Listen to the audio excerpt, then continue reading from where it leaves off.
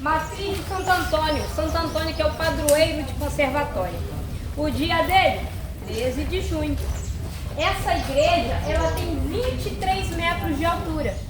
Levou 18 anos para ser construída. Foi de 1850 até 1868 a construção dela. É uma obra feita por mãos escravas. Tá?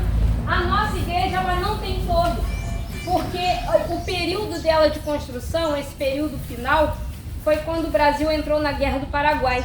Então, de alguma forma, era o governo que ajudava com recursos na construção da igreja também. Então, como veio a guerra, o recurso do governo foi todo direcionado para a guerra. Ela teve que ser terminada com o que tinha. Acabou ficando sem torre a nossa igreja. Só por isso que ela não tem torre. Acabou o dinheiro. Tá? À frente dela, vocês estão vendo aqui um chafariz. O chafariz, ele era uma peça importante. Se vocês estivessem todos sentados ali no chafariz, eu diria que no dia seguinte vocês estariam todos mal falados. Ainda bem que o solo permite. Já vamos descobrir por quê. O chafariz era uma peça importante. O Dom Pedro, ele sempre doava o chafariz quando ele descobria que não tinha água potável no local para beber. Então ele doava o chafariz e nele saía água potável e o local todo se beneficiava. Todo mundo vinha aqui pegar água para poder consumir, né? E geralmente ele fica em frente à igreja, porque a água é o símbolo da vida. Então geralmente o chafariz ele vai ficar em frente a uma igreja. Era também o local das notícias. Se você quisesse que o local soubesse de alguma coisa, você colava no chafariz o papel e todo mundo passava por aqui, ficava sabendo do que ia acontecer. Quer ver um exemplo? O exemplo, quando teve a abolição da escravidão, por exemplo, da escravatura, foi colado no chafariz para que todo mundo soubesse da abolição. Quando veio a República, do mesmo jeito, foi colado no chafariz e todo mundo ficava sabendo. Era assim que as notícias corriam. E a notícia era trazida através dos tropeiros, que eram homens a cavalo que vinham, né, levavam produtos de um local para o outro. Então eles vinham com as notícias, com os jornais da época, para as pessoas e colavam no chafariz. Os jornais chegavam, claro, com às vezes 2, 3 meses de atraso, mas chegava. Por exemplo, daqui até o Rio de Janeiro, eles levavam 65 dias a cavalo. Então a notícia chegava sempre com 2 meses de atraso, mas chegava. Então as notícias eram aqui, mas olha, por estar em frente à igreja, era também o local das fofocas. Por isso que eu estou dizendo, vocês ficariam mal falados se fossem para ali. Quer ver um exemplo? A moda tinha mudado, as mulheres perderam aquela saia estilo sino, ganharam uma frente reta e uma anca, ó, como essa que estou usando, eram almofadas que se colocavam e elas tinham um significado.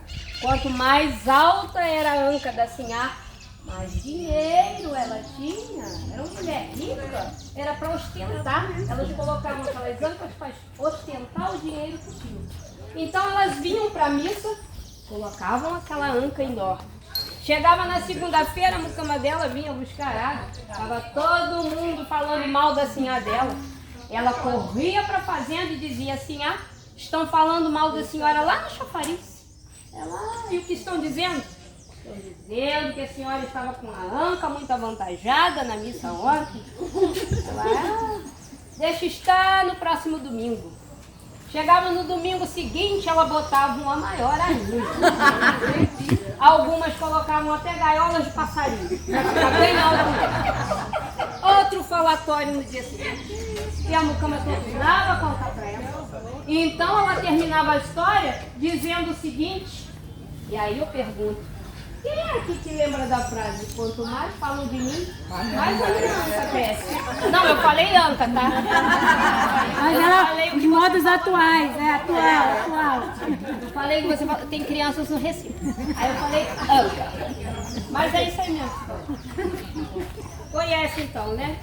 E aí, então, a ama dela terminava dizendo essa frase: deixa estar, deixe falar. Quanto mais falarem de mim, mais a minha anca crescerá. É daí que vem a frase. É por isso que hoje eu Esse tenho... assunto aí da igreja. Vamos lá? Ah, não, vamos lá não. Eu tenho outras frases aqui. Tem outras frases que surgem aqui. Eu não falei dos tropeiros para vocês? Os tropeiros eram homens a cavalo, como eu disse, que levavam produtos de um local para o outro. Eu gosto de falar dos tropeiros antes do almoço, porque tem uma curiosidade. Os tropeiros nossos vinham de Minas, eram mineiros. E tem uma curiosidade sobre os tropeiros, que é a culinária. Quer ver só? O mineiro, ele não mistura comida no prato. É o cantinho do arroz, o cantinho do feijão, o cantinho da mistura, não é verdade? Já o carioca, geralmente ele coloca um feijão por cima do arroz. Então você é paulista. Porque geralmente paulista é o contrário. Coloca o arroz por cima do feijão. Não é regra, hein, gente? Não é regra. Não é regra isso. Mas o mineiro não mistura comida. E os nossos tropeiros eram mineiros. Então como é que eles arrumavam as marmitas deles? Tudo separadinho na marmita.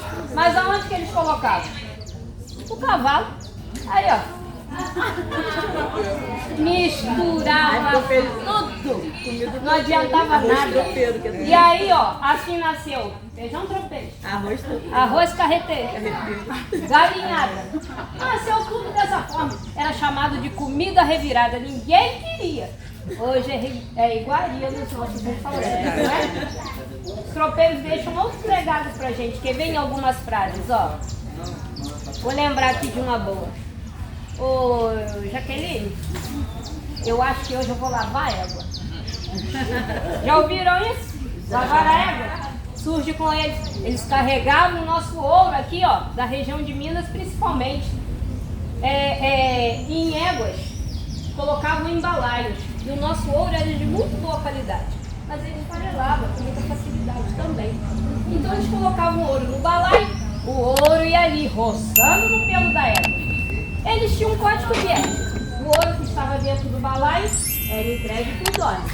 Mas o que ficava no pelo da égua, esse podia ser do tropeiro. Então eles entregavam o ouro do balaio, ia para algum local onde eles pudessem lavar a égua, e aquele caldo que saía ali com o pozinho do ouro, eles faziam um dinheirinho a mais. Por isso, a expressão lavar a égua é de quem está se dando bem financeiramente, né? Agora, Jaqueline, não me arrume um balaio de gato. Já ouviram? Balaio de gato? Também vem com eles. Para que vocês entendam como é que surgiu o gato nessa história, na época do ouro, tinha muito ouro. Achava com muita facilidade, como eu disse. Então, ó, muito ouro que traz muita gente, que traz muita sujeira, que traz muito rato. Para resolver o problema dos ratos, eles resolveram trazer gatos de Portugal. Mas o gato também começa a proliferar. Rato virou outro problema. Então, você era dona dos gatos. Chegava pro tropeiro e falava assim: leva esse gato para a cidade vizinha, que eu estou com muito gato. Aí ele dizia: não, nós não carregamos gato. Gato traz muita má sorte para a tropa. Não gostava, mas na verdade os gatos comiam nas comidas dele, né? Ele não gostava de carregar os gatos. Então você espertamente ia para casa, dava um chá de camomila para os gatos dormirem, colocava os gatos dentro do balaio, colocava outras mercadorias por cima para esconder os gatos. E entregava para o tropeiro desavisado, coitado. Abria, via, é roupa. Levava. Quando chegava no meio do caminho, os gatos acordavam e passavam o efeito do chá. Aí começava aquela barulhada. E o tropeiro ia lá atrás para conferir. Quando ele abriu o balaio, já me arrumaram um balaio de gato. É daí que veio a frase, tá? Agora aqui, ó. O nosso ouro achava com muita facilidade. Agora, não sei. A Jaqueline, ela, depois que começou a trabalhar com turismo, ela ficou podre de rica. Poxa, eu recebo da Jesus. Já ouviram podre de rica? No nosso ouro, que achava com facilidade, era só você fazer assim, ó, com o pé, e a pepita já aparecia, era só você recolher. De tão fácil que era, ele pegou então o apelido de ouro podre. Não porque era de má qualidade, mas porque achava fácil. Eles costumavam dizer que caía igual fruta podre quando cai da árvore. Você achava assim. Então ele pegou o apelido de ouro podre. E quem ficava rico com esse ouro, ficava então podre de rico. É daí que vem a frase. Tá bom? Obrigada. Vamos pro túnel então. Vamos pro túnel que fala.